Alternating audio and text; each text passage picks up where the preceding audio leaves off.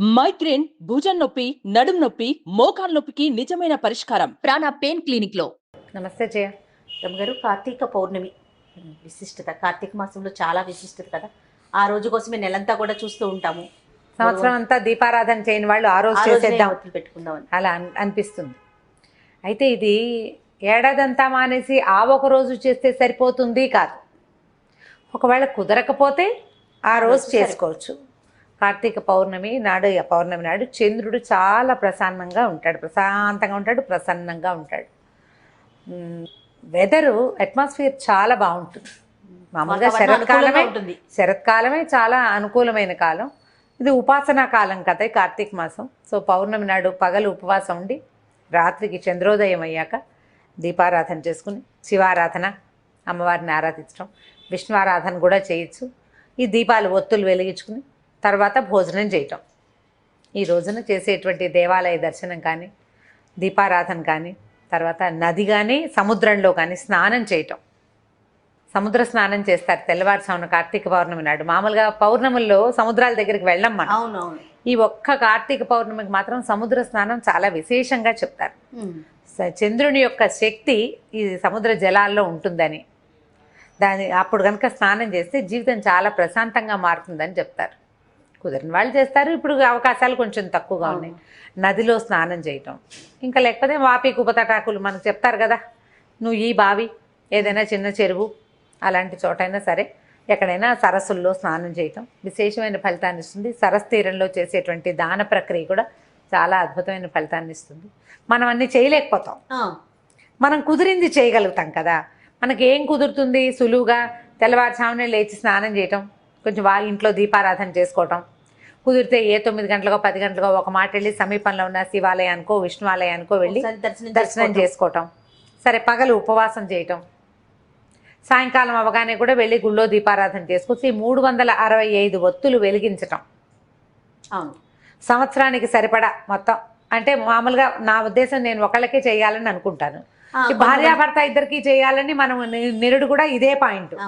మీరు ముందు ఒకళ్ళకే చెప్పారు, తర్వాత ఇద్దరు చేసుకోమన్నారు, ఎందుకమ్మా? అలాంటివి చాలా మంది అడిగారు. సాధారణంగా అయితే ఇంటికి ఒక దీపారాధన అని అనిపిస్తుంది నాకు. చాలా మంది పెద్దవాళ్ళు ఇద్దరికీ చేసుకోండి అని చెప్పడం వల్ల సరే అలాగే చెప్పాం. మన వెసులుబాటు, మన ఇంట్లో అలవాటు, మన మనసుకి నచ్చింది, మనం అలా చేయదలుచుకున్నాం. అప్పుడు 365 ఒత్తుల్ని కొంచెం చక్కగా కట్టగా కట్టి వాటిని కొంచెం ఉదయమే కనుక ఆవునేతిలో నానబెట్టి, నూనెలో కానీ ఆవునేతిలో కానీ కొంచెం నాననిస్తే ఒత్తులు నిలిచి వెలిగి కాలుతాయి. ఈ 365 ఒత్తులు వెలిగించుకోవచ్చు. తర్వాత ఏమో ఈ జ్వాలా తోరణం అవి చేస్తారు. దేవాలయాల్లో ఏం చేస్తారంటే, ఈ శివాలయాల్లో హెచ్చుగా కనిపిస్తుంది, వాకిలి వైపు శివుణ్ణి, అమ్మవారిని, అయ్యవారిని ఇద్దరిని ఊరేగిస్తారు. ద్వారం దగ్గర పైన గడ్డితోటి బంధనంలాగా కట్టి అది వెలిగిస్తారు. ఆ వెలుగుతున్న జ్వాలల కింద నుంచి స్వామివారితో పాటు మనం కూడా నడవటం అనమాట. రథోత్సవం కానీ పల్లకి ఉత్సవం కానీ చేసి స్వామివారు అయ్యవారితో పాటు, అమ్మవారు అయ్యవారితో పాటుగా మనం కూడా ఆ జ్వాలల కింద నుంచి నడిచి లోపలికి వెళ్తే దేవాలయ దర్శనం చేస్తే అమోఘమైన ఫలితం ఉంటుందని, ఏడాది నుంచి ఉన్నటువంటి చీడపీడలు నశిస్తాయని, గ్రహదోషాలు తొలుగుతాయని, స్వామితో కలిసి మనం దాంట్లో నుంచి వెళ్తాం అనమాట. ఆ జ్వాలా తోరణంలో నుంచి చేయొచ్చు మనకు అవకాశం ఉంటే, లేదా మనకి ఎంత అవకాశం ఉంటే అంతగా చేయటం.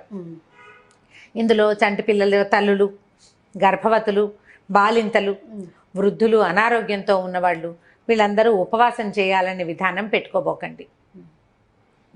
నాకు ప్రెగ్నెన్సీ, నేను ఉపవాసం చేశాను, నా ప్రెగ్నెన్సీ నేను దీపం పెట్టచ్చా, అలాంటి ఆలోచనలు చేయొద్దు. శరీరం పర్మిట్ చేస్తే ఏదైనా చేయండి. శారీరకంగా అంత శక్తి లేనప్పుడు ఇది చేయకపోతే ఏదో అయిపోతుంది అనుకోకూడదు. ప్రధానమైంది అనుమానాలు. ఇప్పుడు ఒకవేళ ఉపవాసం చేయలేము, దీపారాధన చేసుకోవాలని ఉందనుకో, పొద్దున్న దేవుడికి దండం పెట్టుకుని దీపం పెట్టుకుంటామా, అప్పుడు నైవేద్యం పెట్టిన ఏ పదార్థాన్నైనా మనం తినచ్చు. అది కూడా ఉపవాసం కిందకే వస్తుంది. అదొక పద్ధతి. వేరే ఏమి తినద్దు, ఇంకా నైవేద్యం మాత్రమే. నైవేద్యంగా పెట్టిన పదార్థాన్ని తీసుకొని, పొద్దున ఏదో నైవేద్యం పెడతారు, మధ్యాహ్నం ఇంకోసారి తినాల్సి వస్తే నైవేద్యం పెట్టింటే డబ్బాల నుంచి వేరేవి తీసుకు తినద్దు. పళ్ళు ఇంట్లో ఉన్నవి దేవుడికి నైవేద్యంగా సమర్పించండి, అవి తీసుకోండి. పెందరాళ్ళే దీపం పెట్టుకోండి. చంద్రోదయం ఏముంది, 5:30కే అయిపోతుంది. అవును, చీకటి పడగానే సూర్యాస్తమయం అయ్యాక మన లెక్క. సూర్యాస్తమయం అవ్వగానే ఈ ఒత్తులు వెలిగించుకుని దండం పెట్టుకోవచ్చు. దేవాలయ దర్శనం 7 నెలలు దాటిన గర్భవతులు సాధారణంగా దేవాలయాలకి వెళ్ళొద్దని చెప్తాం. ఆ తొక్కిసలాట, నడక, మెట్లు ఎక్కటము, హడావుడి ఉంటుంది కదా ఎగ్జైట్ అయిపోయి ఏదైనా ఇబ్బంది పడతారు. కాబట్టి 7వ నెల వస్తే పురిటితో సమానం కాబట్టి ఎప్పుడైనా పురుడు రావచ్చు కాబట్టి వెళ్ళొద్దంటారు. 7th మంత్ వచ్చిన వాళ్ళు ఈ ప్రయత్నాలు పెట్టుకోకండి. సింపుల్గా దీపం ఇప్పుడు 365 బతులు వెలిగించక్కర్లేదు. మామూలుగా దీపారాధన చేసుకున్నా అదే ఫలితం లభిస్తుంది. అంత పెద్ద ఇబ్బంది ఏం లేదు. ఇది కూడా చేయొచ్చు. ఇది ఒక అమోఘమైన క్రియ. చేయగలిగితే చేస్తాం, లేకపోతే దీపం పెట్టుకోండి. దీపం పెట్టిన ఫలితమైనా మనకు లభిస్తుంది కదా, అదైనా లభిస్తుంది. తర్వాత చలిమిడి, వడపప్పు, పానకము అలాంటివి పరమేశ్వరుడికి నివేదన చేసుకోవచ్చు. ఈ రోజునంటే కార్తీకంలో చేసేటువంటి ప్రతి పూజ కూడా కార్తీక దామోదర ప్రీత్యర్థంగా చేసి పరమేశ్వరుడికి అర్పిస్తాం. ఆయన ప్రీతి కోసం పూజ చేస్తాము, పరమేశ్వరుడికి అర్పిస్తాము. శివకేశవులు ఇద్దరు పూర్తిగా అభేదం, వాళ్ళ మధ్య ఏ తేడా లేదు. ఇవాళ చేసే రుద్రాభిషేకం, ఈ నెలలో చేసేది, అవన్నీ కూడా కార్తీక దామోదరుడికి ఇష్టం. అభిషేకం ఆయనకే చేయక్కర్లా, ఈయనకి చేసినా ఆయనకి నచ్చుతుంది. ఈ రోజున ధాత్రి తులసి కళ్యాణం మొన్న ద్వాదశి నాడు చేయలేకపోయామనుకోండి, ఈ రోజున తులసి చెట్టులోనే ఈ ఒక ఉసిరి కొమ్మని అంత మాత్రం కొమ్మని తీసుకొచ్చి స్థాపించుకుని ఈ రోజున తులసిధాత్రి కళ్యాణం జరిపించవచ్చు. అక్కడే తులసి చెట్టు దగ్గర కూడా ఈ 365 ఒత్తులు వెలిగించడము, లేకపోతే ఓ 11 దీపాలు పెట్టి 365 మన ఇంట్లో లేదు, మన అత్తగారు చేయలేదు, మా ఇంట్లో అలవాటు లేదన్నారు, మీకు ఏదో చెయ్యాలని ఉంది, 365 చేయొద్దు, శుభ్రంగా 11 దీపాలు పెట్టండి.